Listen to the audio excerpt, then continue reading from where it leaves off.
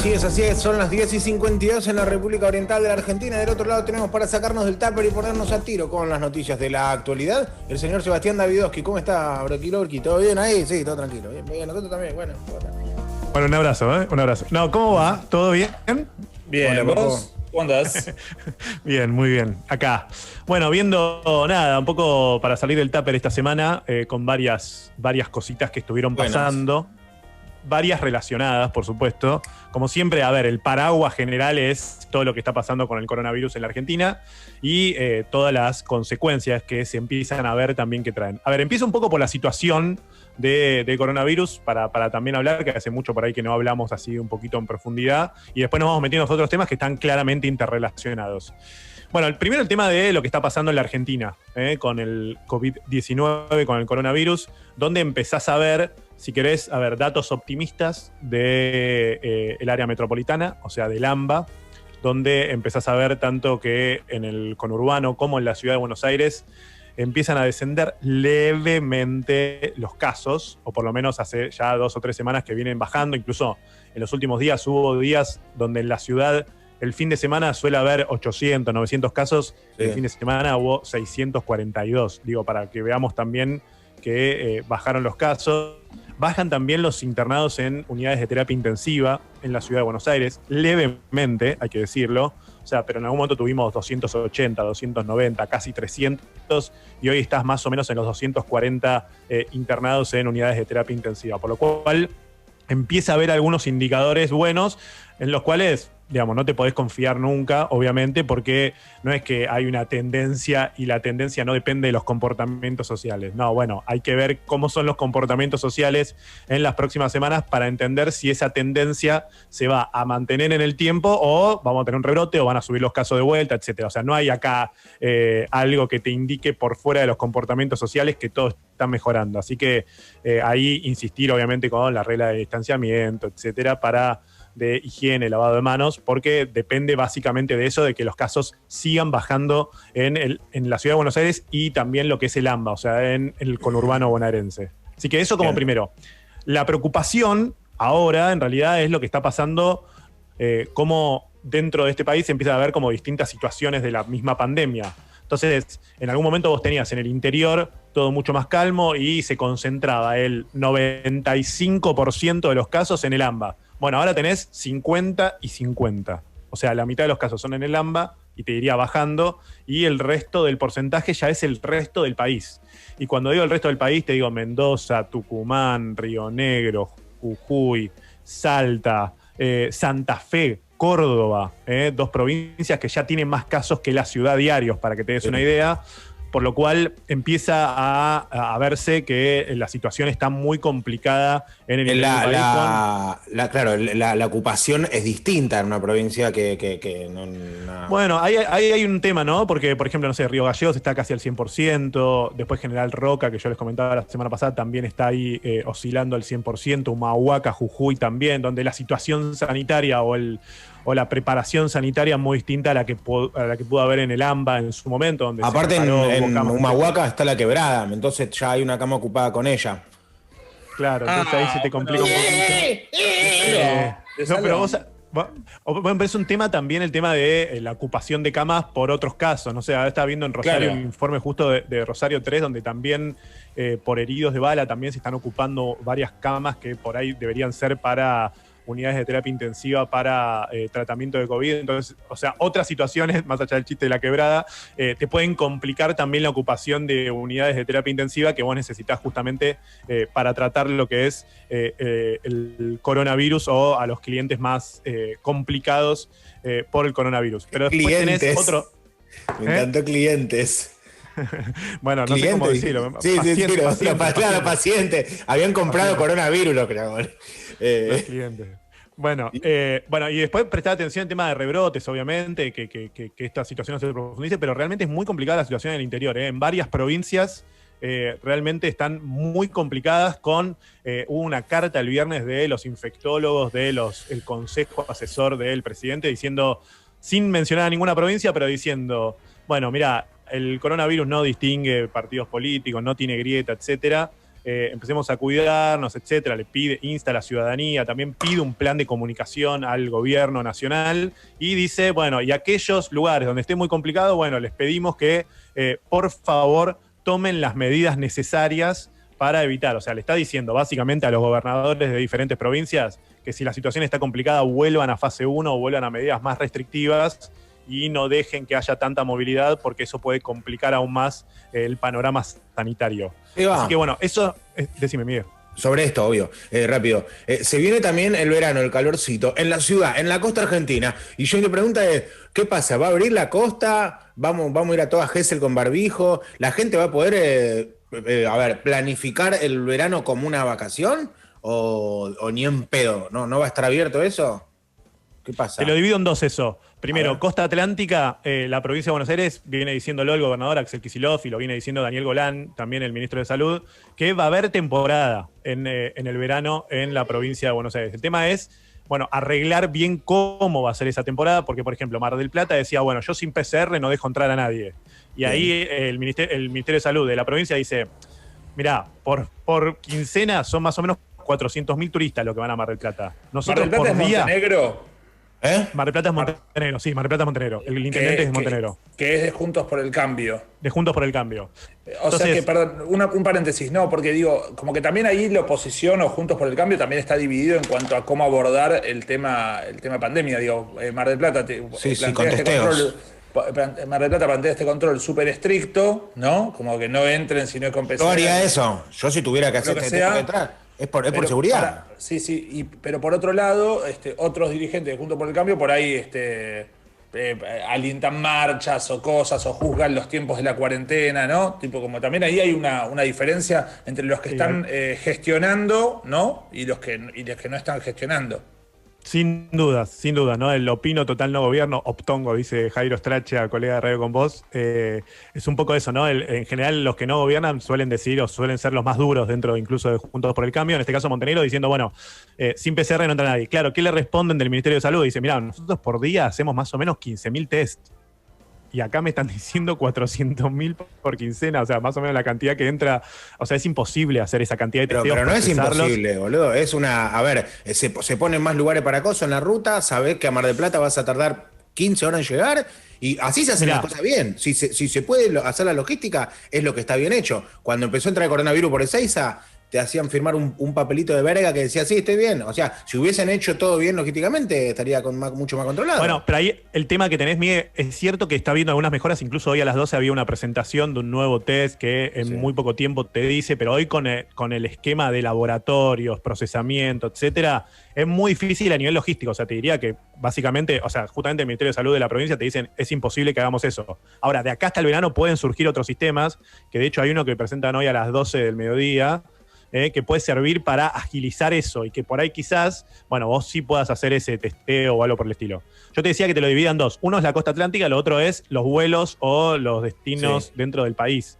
Porque ahí primero lo que necesitas es el tema de que reanuden los vuelos domésticos. Hay vuelos domésticos, pero hay vuelos domésticos especiales, no regulares, se llama, que el gobierno los iba a habilitar a partir del 1 de octubre.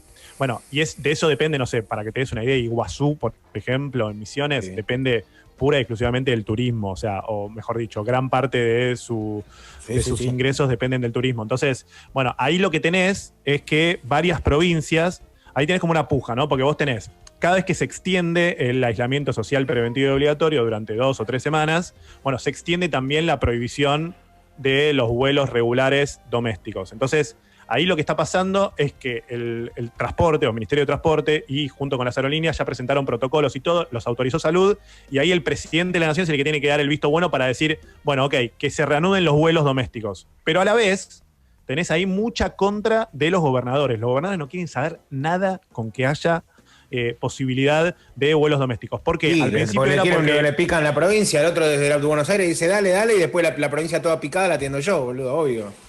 Bueno, al principio había conflicto porque todo estaba concentrado en el AMBA, hoy ya no tanto, como les contaba antes, pero ahí sí hay una disputa, mitad política, mitad sanitaria, sobre qué hacer con los vuelos domésticos, ¿no? Si poder reanudarlos o no poder reanudarlos. Por lo cual, la verdad, te tengo que decir, la costa atlántica, el gobierno de la provincia dice, va a haber temporada, va a haber la mejor temporada posible en este contexto. O sea, va a haber seguramente, no sé, no van a ir todos como van siempre o como te contaba el caso de Mar del Plata. Eso por un lado. Y por otro lado está la incógnita de qué va a pasar con los vuelos domésticos, que todavía no se reanudan, se iban a reanudar el 1 de octubre. Y todavía está en veremos realmente qué va a pasar con los vuelos, pero de eso va a depender también que haya vuelos internos o vuelos domésticos en todo el país, pero sobre todo va a depender de la situación sanitaria. Perfecto. Ya pasamos. Tengo una más sobre esto. ¿Tenés una más todavía? Sí, y después pasamos al otro tema o preguntamos lo que Tengo otra pregunta. Última, rapidísima, Seba, lo más breve que puedas porque es más que sí o no. Hoy, alguien que vive en Buenos Aires o Rosario, ¿se puede subir a su auto con su mujer, su hija e irse a Mendoza 2 semanas a un camping? No, tiene que pedir permiso, lo tienen que autorizar. O sea, hay un problema ahí con estas fronteras que surgieron durante el coronavirus que hacen que tengas que pedir permisos para transitar entre una provincia y otra. De hecho, hay varios casos de, no sé, padres que no pudieron ir a visitar a su hija, por ejemplo, que estaba internada, en un caso en Córdoba, por ejemplo, que no pudieron entrar. O sea, están tomando diferentes decisiones. Ahí sí me parece que hay falta de coordinación a nivel nacional para que cada una de las provincias no tome la decisión que quiera con respecto a si alguien puede entrar o no puede entrar. De hecho, por ejemplo, camioneros se están quejando, no lo dicen muy en altavoz, pero venían quejándose porque en muchos casos los hacen tardar varias horas hasta entrar a una provincia, que son los que están repartiendo, llevando la comida o haciendo la logística de diferentes productos. Bueno, hay un tema ahí que todavía realmente no se está resolviendo y hay como una falta de coordinación a nivel nacional para que los gobernadores, por ejemplo, con los vuelos domésticos, no tomen cada uno su decisión independientemente de una estrategia nacional. Bien, perfecto. Seguimos con tenemos 2 temas más para hablar y después te quiero hacer una pregunta sobre algo. Dale, bueno, hablamos de economía, que está muy relacionado con el tema de coronavirus, obviamente, porque ayer salió el número de la caída del Producto Bruto Interno, es decir, cuánto produce la Argentina por año. O sea, si vos produjiste hoy, por ejemplo, no sé, 10 productos y el año que viene produjiste 14, bueno, si vos produjiste, está bien, es lo mismo igual. Bueno, ahí tenés un aumento del 40%, ¿no? Año tras año. Bueno, la caída del segundo trimestre de la Argentina fue del 19,1%, el segundo trimestre de este año, comparado con el segundo trimestre del año pasado. Lo cual te marca a las claras de, bueno, la caída durísima que está generando la pandemia en la economía argentina. Obviamente liderado, muy relacionado con lo que hablamos hace un ratito recién, con el tema del turismo, ¿no? Turismo, hotelería, eso cae estrepitosamente, o sea, es una caída del 80% y todo. Hoy vamos a tener otro dato que va a ser muy asociado a este, que es el tema del empleo. Entonces, hoy el INDEC va a sacar los datos de empleo del segundo trimestre, que el gobierno ya admite, hoy la escuchaba Cecilia Todesca, que es la vicejefa de gabinete de la Nación, que ya admitía que va a haber una caída del empleo registrado, por lo cual ahí vamos a ver también los índices de desempleo. O sea, tenés caída económica y tenés también el tema de probablemente la caída del empleo formal en la Argentina, no por despidos, porque están prohibidos supuestamente los despidos, pero sí hubo muchas empresas, por ejemplo la TAM o otras, que está bien, dicen, bueno, no se puede despedir, buenísimo, hacemos arreglos voluntarios, ¿no? Retiros voluntarios. Entonces no despiden, pero terminan arreglando una guita para que la gente se termine yendo y termine renunciando, termine acordando que se va. Entonces, en el contexto de previsión de empleo o de doble indemnización, terminan llegando a esos arreglos. Esos números los vamos a ver hoy a la tarde, por lo cual me parece que hay que prestar mucha atención para entender. Como dato, si querés, de la caída, o decir, bueno, es una caída muy fuerte, claro que es una caída muy fuerte, sí. Está por encima de varios países de Latinoamérica, por debajo de Perú y México solamente, pero me parece que la gran pregunta, y creo que alguna vez se los he dicho, es cómo va a rebotar, porque la caída era inevitable. Este número es muy grande, realmente que caiga al 19% en el segundo trimestre, realmente es una caída muy, pero muy grande, de hecho mayor a la caída del 2001, para que se den una idea. Pero la gran pregunta ahí es cómo va a rebotar, ¿no? Me parece que ahí está, digo, si la caída era inevitable en este contexto de emergencia, dentro de otra emergencia que venía sufriendo la Argentina con 3 años de recesión, bueno, la pregunta ahora es cómo va a rebotar, ¿no? Ahí me parece que tiene que estar concentrada, o ahí está concentrada la estrategia del gobierno, y de eso dependerá gran parte de, no sé, electoralmente el año que viene lo que suceda con el gobierno, falta un montón, etcétera, pero me parece que el gran foco del gobierno es cómo va a rebotar la economía, es decir, cómo va a empezar a subir a partir de esta caída tan fuerte que fue el segundo trimestre de este año, que repito, fue del 19,1%. Bien. Perfecto. Economía. ¿Y qué más? ¿Qué otro tema de agenda tenemos? Tercer tema escuelas, que hay una disputa ahí entre la ciudad y la nación, una disputa que parece haber algún punto de entendimiento, es un conflicto, te diría, muy difícil de resolver, porque claramente que los chicos no vayan a la escuela provoca daños, pero si los chicos fueran a la escuela, a un aula, bueno, generaría obviamente otro problema sanitario, como está pasando, no sé, ahora España, por ejemplo, que abrió las escuelas, tiene más o menos 700 aulas cerradas, 120 escuelas que volvieron para atrás, o sea, viste, en Israel pasó algo parecido, o sea, tenés varios casos, viste, donde tenés apertura de escuelas, vuelta a las aulas que generaron problemas sanitarios o casos que te hicieron volver para atrás. ¿Qué quiere la ciudad? La ciudad lo que en principio había propuesto estos gabinetes digitales, que era una especie de cibercafé, sin café, en las escuelas, para que vayan los pibes que se habían desconectado de la escuela.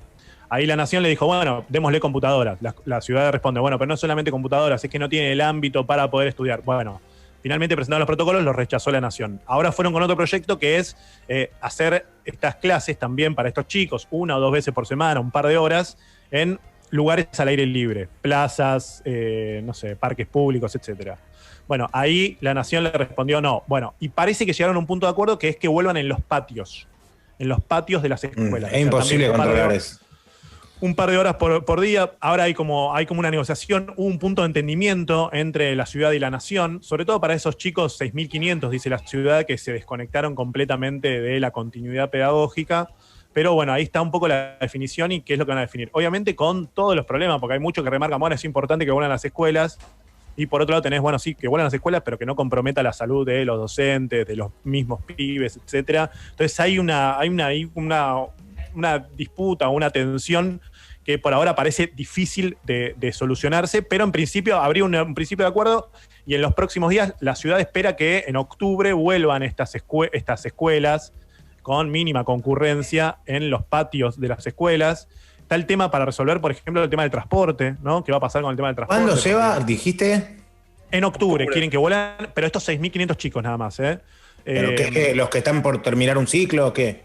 Bueno, en los protocolos de la vuelta a clases que se armó a nivel nacional, que lo armó el Consejo Educativo, siempre están como prioridad los últimos años, o sea, quinto, sexto año o sexto grado, por ejemplo. Los que cierran ciclos. Ahora, los que cierran ciclos.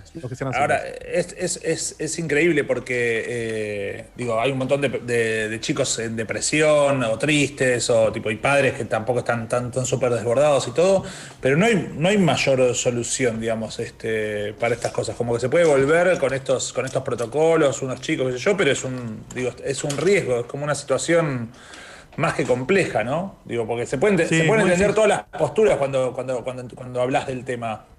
Pero la realidad es que eso que decías en España también, hasta que no haya vacuna no va a haber una normalidad. Pero mi pregunta es, bueno, pero, con respecto a lo que dice Tincho. Pero ahí tenés... Ahora sí, Miguel.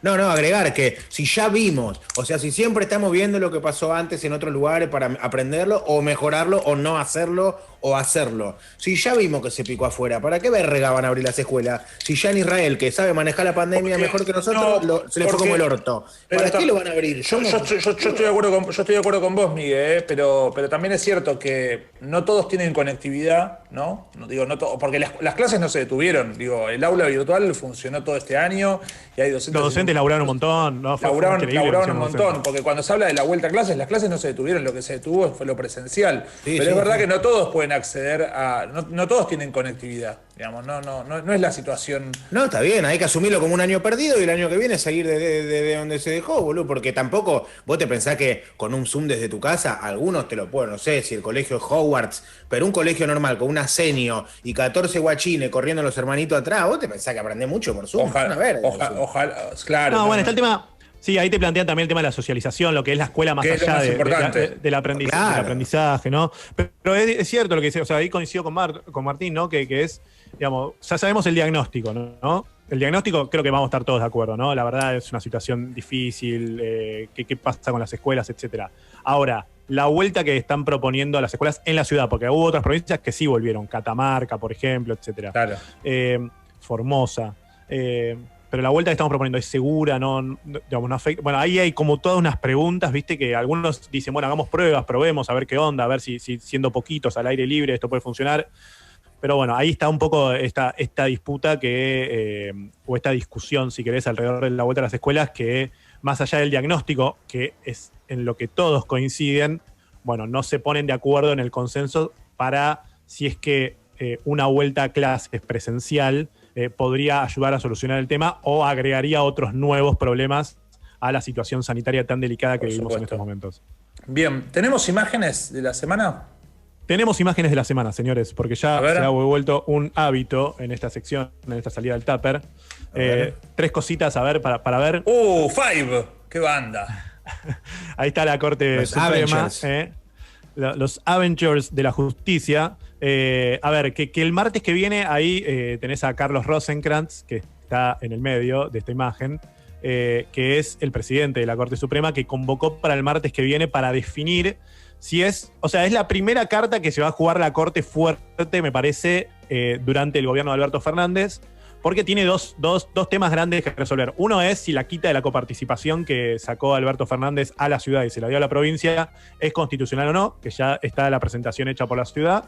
Y la otra es, a ver, la semana pasada yo les contaba que el Senado había revocado el traslado de 3 jueces que se habían cambiado, que habían sido trasladados durante el gobierno de Mauricio Macri sin acuerdo del Senado. Entonces, la Corte lo que va a tener que determinar es si ese revoque que dio el Senado a ese traslado de jueces, 2 de los cuales habían fallado en contra de Cristina Fernández de Kirchner en una causa de los cuadernos, y otro tercero que integra el tribunal oral que iba a juzgar justamente en el juicio oral por la causa de los cuadernos a la actual vicepresidenta de la Nación. Bueno, va a tener que definir la Corte si ese revocamiento del traslado de esos jueces es constitucional o no es constitucional. Entonces, ¿qué va a pasar? Primero va a decir, bueno, los jueces estos presentaron un per saltum, es decir, que la Corte actúe y defina si es constitucional o no. Ahí la Corte Suprema va a tener que definir, bueno, si admite este per saltum, este salto de instancias de la justicia, y definir si es constitucional o no es constitucional que los hayan destrasladado o les hayan quitado el traslado.